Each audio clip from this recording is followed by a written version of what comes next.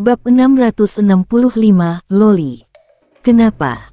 Pada saat ini, Kaisar Yudi angkat bicara. Ia menatap Rusdi dengan bingung. Tuan penguasa peradaban, saudara Y ini sebenarnya benar-benar bisa kok. Kalau dia benar-benar tak bisa, aku juga bisa. Sungguh. Rusdi hanya meliriknya, tersenyum, tidak menanggapi. Melihat tatapan Rusdi, Yudi mendadak merasa agak malu. Tentu saja, yang lebih membuatnya tak enak hati adalah rasa ketidakadilan untuk Raffi Y. Lon yang juga menatap Rusdi, tak mengerti. Senior, kenapa? Rusdi tersenyum, kamu harus lebih percaya diri. Lon yang terdiam. Lama kemudian, ia menerima cincin penyimpanan itu, lalu berkata dengan sungguh-sungguh, senior tenang saja. Aku, Lon Yang, tidak akan mengecewakan peradaban dimensi kuno. Rusdi mengangguk. Tangan kanannya menepuk pelan bahu Lon Yang. Sejumlah informasi langsung mengalir masuk ke lautan kesadaran Lon Yang. Tak lama kemudian, Lon Yang sudah paham banyak hal, termasuk kejadian tentang Zagan dan yang lain sebelumnya. Ia benar-benar terkejut. Tak pernah terpikir olehnya. Pengkhianatan Zagan dan yang lain, ternyata kebenarannya seperti itu. Guei menatapnya, pelan berkata, pergi jemput mereka pulang. Lon yang mengangguk. Baik. Selesai bicara, ia berbalik hendak pergi. Namun seakan teringat sesuatu, ia tiba-tiba berhenti. Ia menoleh menatap Raffi Y. Kali ini, kamu dan gurumu pasti mati. Selesai berkata, ia berbalik dan menghilang. Rusdi memalingkan kepala memandang Raffi Y. Ia hanya menatapnya, tanpa berkata apa-apa. Raffi Y juga tidak mengatakan apa-apa lagi, berbalik dan pergi. Terhadap keputusan Rusdi menyerahkan seluruh peradaban dimensi kuno pada Lon Yang, ia tidak punya banyak pikiran. Ia tentu tidak akan menganggap bahwa semua keberuntungan di dunia ini seharusnya milik Raffi Y. Setelah Raffi Y pergi, kakek berambut putih itu berjalan ke sisi Rusdi. Ia berbisik, Tuan penguasa peradaban. Pemuda bermarga Y itu juga tidak buruk. Kenapa kau begitu tegas memilih Lon Yang? Rusdi dengan tenang berkata, di antara mereka. Pada akhirnya akan ada satu pertarungan. Kakek berambut putih itu ragu sejenak, lalu berkata, Lon yang pernah bilang, ia sudah 4 kali berturut-turut kalah dari Raffi Y. Rusdi perlahan mendongak menatap kedalaman Cakrawala Agung, pelan berkata, kali ini akan berbeda. Kakek berambut putih itu mengangguk, tidak lagi bertanya kenapa. Ia berpaling melirik Yudi di samping. Orang ini mau kita atur bagaimana? Rusdi menoleh menatap Yudi, lalu tersenyum penuh makna. Yudi langsung merasa agak bersalah. Begitu meninggalkan dunia dimensi kuno, Lon yang datang ke atas sehamparan Cakrawala Agung. Tak jauh di depannya, seorang pria berjubah dao sudah menunggunya. Itu adalah Paman Yang. Paman yang menatapnya, tersenyum, berhasil. Lon yang mengangguk. Paman yang berkata, bagus. Lon yang berkata, aku mau pergi menjemput Zagan dan para pengawal anti-dewa yang membelot itu. Dengan kekuatanku sekarang. Paman yang berkata, aku bantu. Lon yang berkata, terima kasih, senior. Paman yang berkata, ayo. Begitu kata-kata itu jatuh, ia langsung membawa Lon yang lenyap dari tempat itu. Tak lama, ia sudah membawa Lon yang tiba di depan gerbang yang dulu pernah diserbu Rusdi dan yang lainnya. Pintu gerbang itu masih tertutup rapat. Lon yang menatap gerbang itu, wajahnya serius. Saat itu juga, Paman yang tiba-tiba membuka telapak tangannya. Sebuah segel misterius muncul di tangannya. Ia menatap gerbang itu, buka. Boom. Dari dalam segel itu tiba-tiba meledak keluar suatu kekuatan dimensi misterius. Dalam sekejap, gerbang itu langsung terbuka lebar. Paman yang membawa Lon yang melangkah masuk. Begitu baru masuk, Lon yang segera merasakan niat bertarung yang meluap ke langit dan aura ganas yang menusuk. Ia menoleh. Di ujung penglihatannya yang jauh di sana, ratusan orang sedang mati-matian menahan serangan bilah-bilah pemusnah dimensi itu. Yang memimpin tepatnya adalah Zagan. Saat ini, Zagan dan yang lainnya sudah bertarung selama 100.000 tahun penuh. 100.000 tahun ini, mereka terus berada di sini.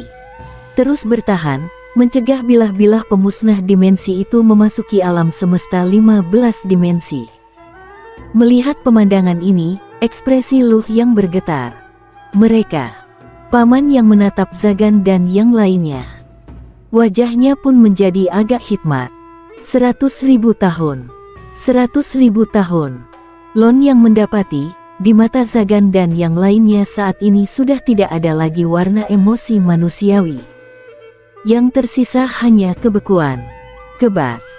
100.000 tahun pertempuran sudah membuat mereka berubah menjadi mesin perang. Bertarung. Bertarung dengan gila. Bertarung hanya berdasarkan naluri. Tatapan paman yang tiba-tiba menjadi membara. Orang-orang ini akan jadi para jenderal andalanmu. Jenderal andalan. Lon yang terdiam.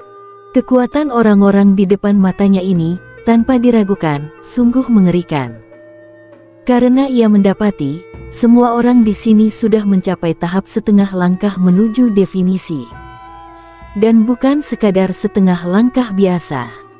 Orang-orang ini kini bahkan sanggup menghadapi secara langsung bilah-bilah pemusnah dimensi yang mengerikan itu hanya dengan tubuh fisik mereka. Bisa dibilang, tempaan pertempuran 100.000 tahun ini tidak hanya mengasah kekuatan mereka, tapi juga tekad mereka yang tak terkalahkan. Tekad.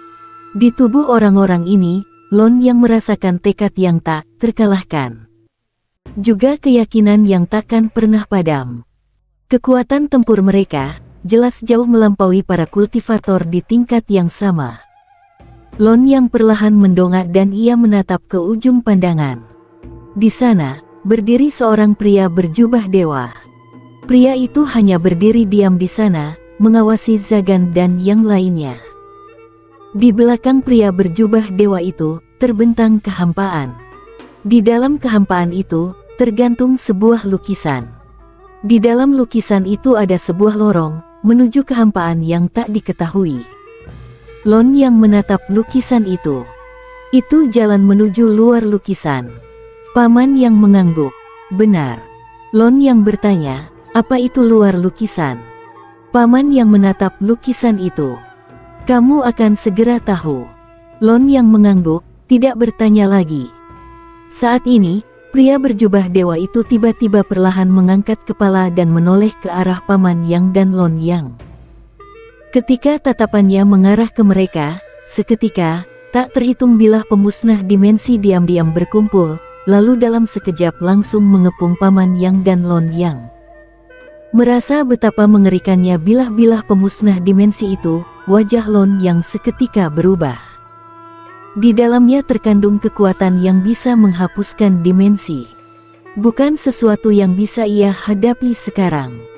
Paman yang tiba-tiba membuka telapak tangannya. Segel dimensi yang dihadiahkan Christian kepadanya kembali muncul di telapak tangannya. Detik berikutnya, segel dimensi itu bergetar pelan. Lalu, setitik cahaya langsung memancar keluar. Seketika menghapus bersih semua bilah pemusnah dimensi yang mengepung mereka. Dihapus.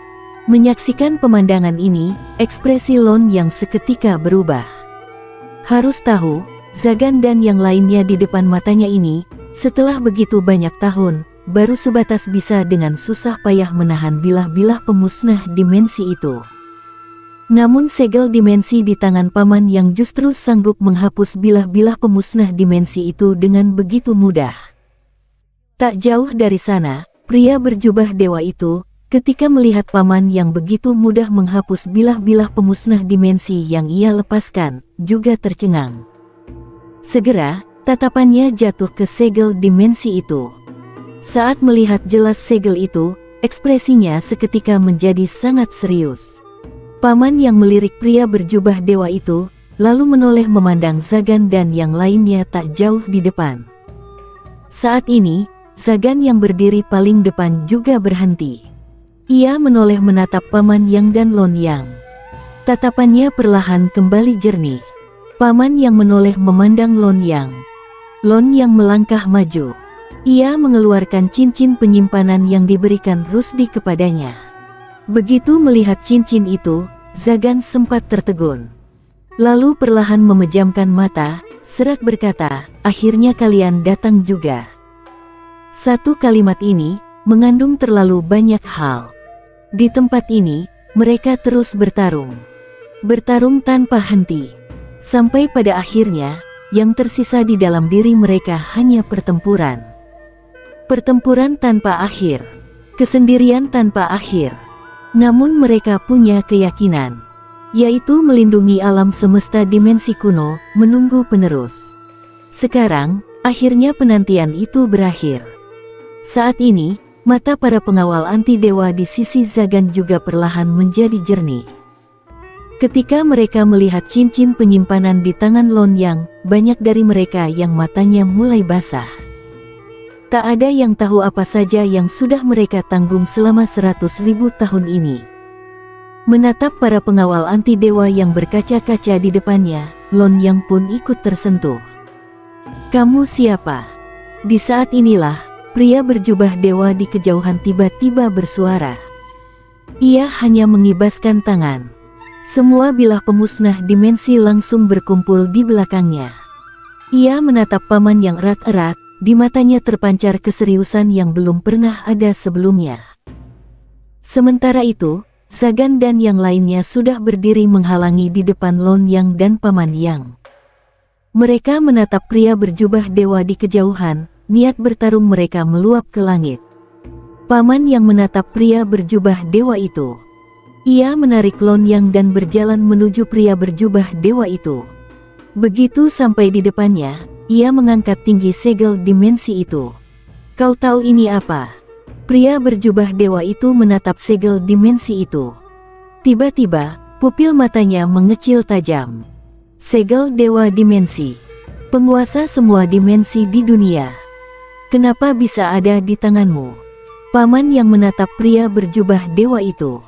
"Segera kumpulkan semua orang luar lukisan. Sambut Tuan Baru." Sambil berkata, ia mundur ke sisi Lon Yang. "Tuan Baru." Pria berjubah dewa itu menoleh menatap Lon Yang, wajahnya penuh keterkejutan. Paman Yang menatap lukisan di belakang pria berjubah dewa itu. Tatapannya berkilat-kilat, entah sedang memikirkan apa. Kali ini, ia tidak akan bertarung tanpa kepastian. Kali ini adalah pertempuran penentuan. "Rafie, tunggu saja, mampus kamu." Lon Yang berkata, "Guru, kita bergerak sekarang." Paman Yang berkata, "Segera bergerak. Jangan pernah beri Rafie waktu. Sekarang kita punya Tuan Christian, juga dukungan klan kekaisaran dan peradaban dimensi kuno. Sekarang juga habisi dia. Bukan cuma dia, orang-orang di belakangnya juga." "Sialan. Hajar." Lon Yang mengangguk. "Baik." Setelah meninggalkan kota kuno penentang dimensi, Rafie keluar. Wajahnya muram. Kemunculan Lon Yang membuatnya sadar ada yang sudah tidak beres. Ia butuh waktu. Ia tahu, sekarang ia benar-benar butuh waktu. Karena ia sudah merasakan krisis. Sangat kuat. Ulah. Dan saat ini, hal terpenting adalah jangan sampai Tai membuat. Tentu, itu belum yang paling utama. Yang paling utama sekarang, ia butuh. Rafie kembali ke dalam dunia cincin penyimpanan. Ia langsung mencari Tai. Ia menatap Tai lekat-lekat. "Aku butuh waktu. 3 tahun. Dalam 3 tahun ini, kamu tidak boleh bikin masalah untukku." "Mimpi." Tai menatap Rafie, tertawa sangat menyebalkan. "Aku tahu kamu lagi panik karena apa.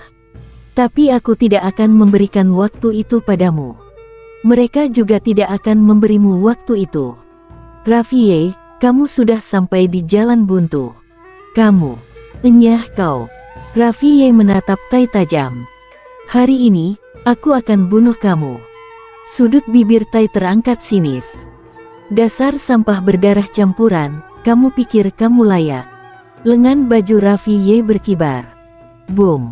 Hukum semua makhluk bergema. Guruh menggelegar. Di atas kepala Raffi Ye, sebuah bayangan perlahan muncul. Itu adalah sosok seorang wanita. Yang ia bangkitkan resonansinya adalah Loli. Melihat Loli, Tai mendadak tertawa terbahak-bahak. Raffi Ye, kukira kamu akan beresonansi dengan gurumu atau ibumu. Tak disangka kamu malah beresonansi dengan seorang wanita yang entah dari mana. Dasar tolol. Kamu panggil wanita ini cuma untuk menemani kamu mati bareng. Benar-benar bikin aku ketawa mati. Bab 666, Loli yang mengerikan. Resonansi dengan Loli.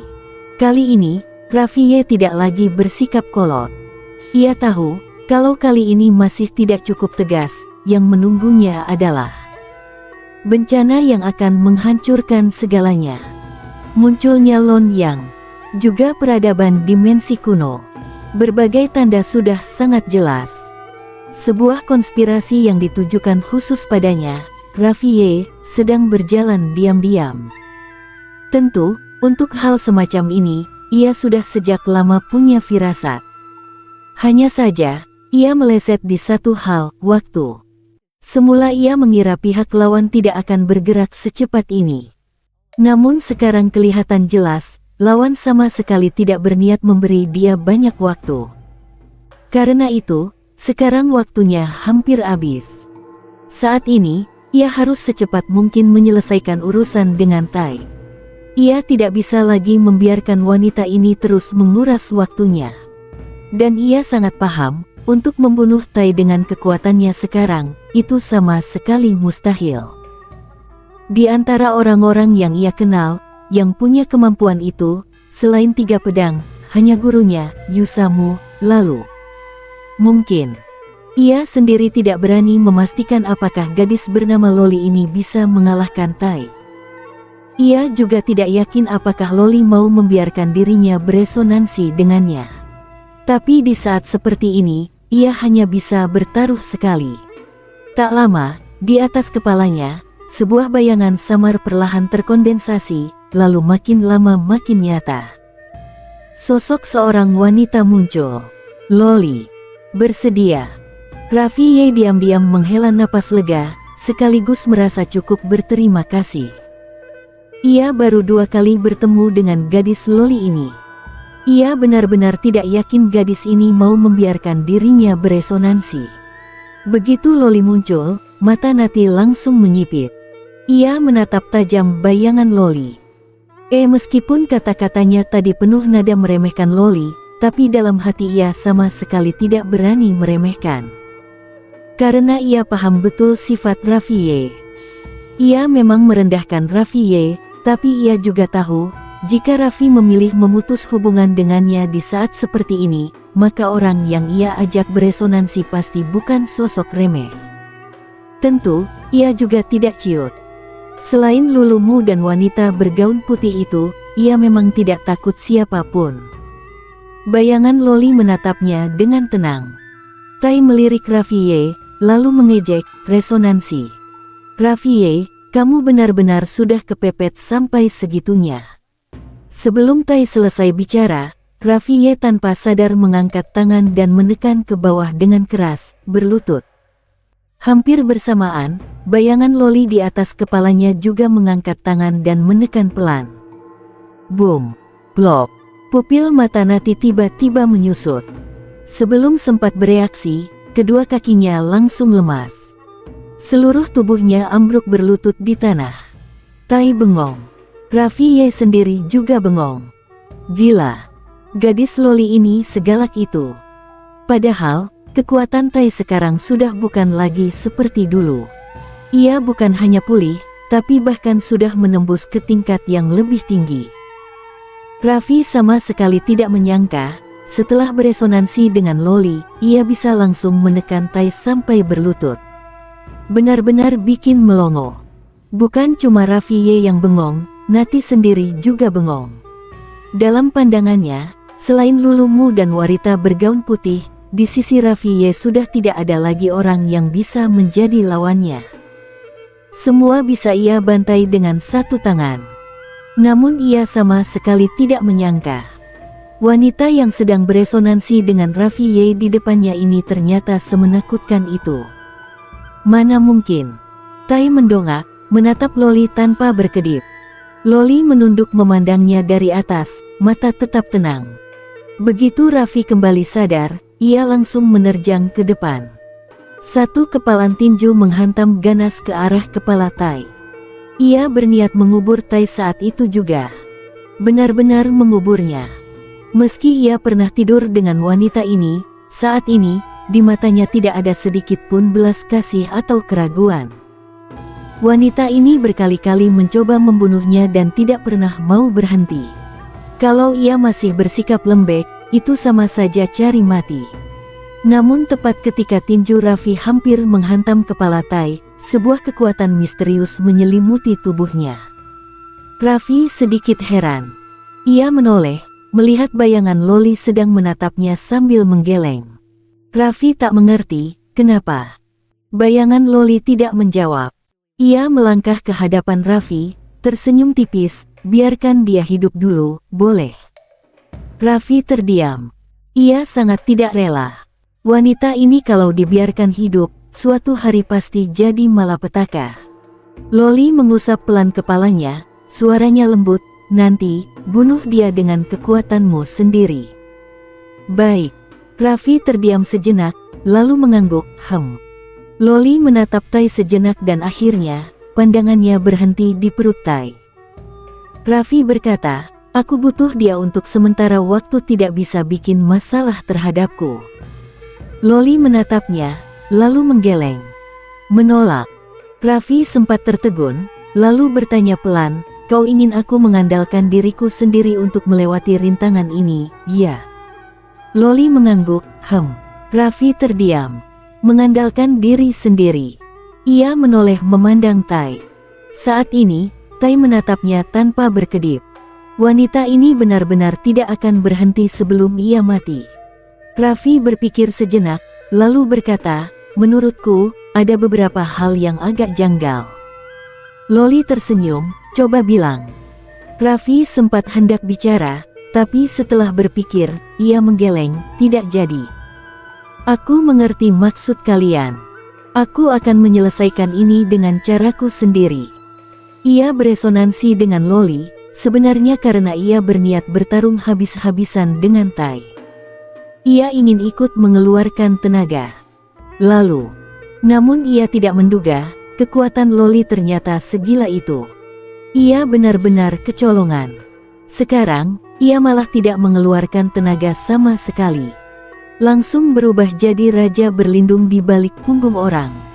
Ini benar-benar di luar dugaan. Loli tiba-tiba berkata, aku tahu apa yang ingin kamu katakan. Raffi buru-buru menggeleng, bukan. Aku cuma kaget. Sama sekali tidak menyangka kekuatanmu sebegitu kuat. Loli menatapnya, tersenyum, kamu ingin bilang, ada beberapa hal yang sekarang memang bukan sesuatu yang mampu kamu tanggung. Beberapa hal itu terlalu besar, jauh melampaui batas kemampuanmu saat ini. Ini seolah-olah sedang memaksa kamu ke jalan buntu, benar. Raffi terdiam sejenak, lalu berkata, aku tahu, ini salahku sendiri. Aku serakah, ingin ini dan itu. Kalau aku membantai semua makhluk seperti permintaan guruku, masalah Tai ini akan beres dengan sendirinya. Karena aku tidak sanggup membantai semua makhluk, aku harus menghadapi masalah yang dibawa wanita ini. Ini pilihanku sendiri, tidak bisa menyalahkan orang lain. Sambil berkata begitu, ia memandang Loli, menjelaskan, aku tadinya berniat beresonansi denganmu, lalu bertarung habis-habisan dengan wanita ini. Aku juga akan ikut berjuang. Begitu. Tapi tidak menyangka, kekuatanmu segila ini. Aku yang lengah. Loli menahan senyum, aku mengerti. Raffi tersenyum, pergilah. Selanjutnya, biar aku yang bereskan. Aku akan berusaha semampuku. Loli berpikir sejenak, lalu berkata, anak kecil, ingat satu kalimat. Selamanya ingat kalimat ini. Jangan pernah lupa niat awalmu. Jangan pernah lupa niat awalmu. Kalimat terakhir ini ia ucapkan dengan sangat berat. Raffi menatap Loli yang begitu serius. Saat itu juga, ia seakan menyadari sesuatu. Loli mengusap kepalanya sekali lagi, lalu tubuhnya perlahan menjadi transparan. Seiring Loli menghilang, mata Tai yang tak jauh dari sana perlahan menjadi sedingin es. Raffi berbalik menatap Tai. Tai menatapnya tajam, di matanya tidak ada sedikit pun emosi. Raffi terdiam, mengandalkan diri sendiri. Sekarang ia sama sekali belum tahu harus bagaimana. Semula ia berniat pergi ke laut kematian untuk mencari sebuah kesempatan yang bisa menahan Tai. Namun di tengah jalan muncul Lon Yang. Tadi saat beresonansi, ia sebenarnya berniat bertaruh nyawa. Tapi ternyata kekuatan Loli terlalu tidak masuk akal. Kalau Loli benar-benar turun tangan dan membunuh Tai, bukankah ia akan benar-benar jadi raja berlindung di balik punggung orang? Mutar-mutar, akhirnya kembali ke titik awal. Saat ini, Tai perlahan berdiri. Ia menatap Raffi, mengejek, jadi ternyata dia tidak mau bantu kamu, ya? Raffi meliriknya, kamu sudah dipukul berkali-kali. Kenapa masih belum bisa sedikit merendah? Tai menatapnya, tidak bicara.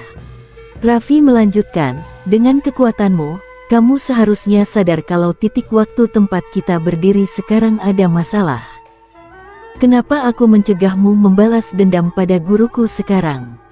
Tentu, aku punya kepentingan sendiri. Tapi kamu tidak pernah berpikir, kenapa? Aku tidak salah. Sampai di sini, matanya menyipit, kamu pasti sudah tahu. Tai menatapnya dengan tenang, bungkam. Wajah Raffi benar-benar menggelap. Sialan, wanita ini pasti sudah tahu. Tai melangkah pelan ke hadapan Raffi. Ia menatap Raffi. Gurumu menyuruhmu membantai semua makhluk. Tapi kamu justru lembek, tidak mau melakukan itu. Dia sudah menghamparkan jalan di depanmu, tapi kamu tidak mau berjalan di atasnya. Kamu malah memilih jalan lain yang sama sekali tidak bisa kamu lewati. Kamu benar-benar bodoh. Raffi tidak bicara. Tai menatapnya, kamu dan gurumu. Kalian berdua harus mati. Raffi menatap Tai, di belakangmu. Ada orang. Sudut bibir Tai terangkat, membentuk sebuah senyum mengejek, waktumu sudah habis. Nanti, kau akan berlutut, menangis, memanggil-manggil ibumu. Tapi kali ini, ibumu pun tidak akan bisa menyelamatkanmu. Jangan kira ibumu itu tidak terkalahkan. Di dunia ini, selalu ada orang yang lebih kuat, selalu ada langit di atas langit. Selesai bicara, ia berbalik pergi. Raffi hanya menatapnya dengan tenang. Namun, seolah teringat sesuatu, Tai tiba-tiba berbalik menatap Raffi. Mata sedikit menyipit, kamu. Raffi tidak berkata apa-apa, hanya tersenyum tipis, lalu berbalik dan melangkah pergi. Tai terdiam. Saat itu juga, ia mendadak merasa ada yang tidak beres. Pria ini tidak sebodoh itu. Kekuatan Raffi memang belum cukup. Tapi otaknya jelas sangat cukup. Ada yang salah. Pria ini pasti menyembunyikan sesuatu darinya. Namun untuk sementara, ia belum bisa memikirkan apa. Setelah lama terdiam, ia tidak lagi memikirkannya. Ia berbalik dan pergi. Melanjutkan kultivasi. Setiap kali habis dipukuli, ia akan berkultivasi. Berkultivasi dengan gila-gilaan, demi melampiaskan rasa malu. Dan sekarang, yang ia latih bukan lagi dao miliknya sendiri, melainkan dao ruang waktu yang ada di sini. Dengan kata lain, dao yang ditinggalkan oleh wanita bergaun putih. Di dalam ruang waktu itu, ia mendapatkan banyak pencerahan baru lagi. Itu adalah sejenis kekuatan yang melampaui dimensi. Melampaui semua dimensi. Karena ia mendapati, ruang waktu dalam cincin penyimpanan ini cukup untuk menekan semua waktu di segala dimensi. Tatapannya menjadi membara. Ia hanya butuh sedikit waktu. Namun ia sama sekali tidak tahu. Raffi Ye dan ruang waktu dalam cincin penyimpanan ini sebenarnya satu kesatuan. Sedangkan dirinya sedang berada di dalam ruang waktu cincin penyimpanan ini. Dengan kata lain, semua yang ia pelajari, semua pemahamannya, pada akhirnya akan ia ajarkan tanpa sisa kepada Raffi Ye. Di luar, Raffi Ye perlahan menutup mata. Di sudut bibirnya muncul sebuah senyuman tipis. Bersambung.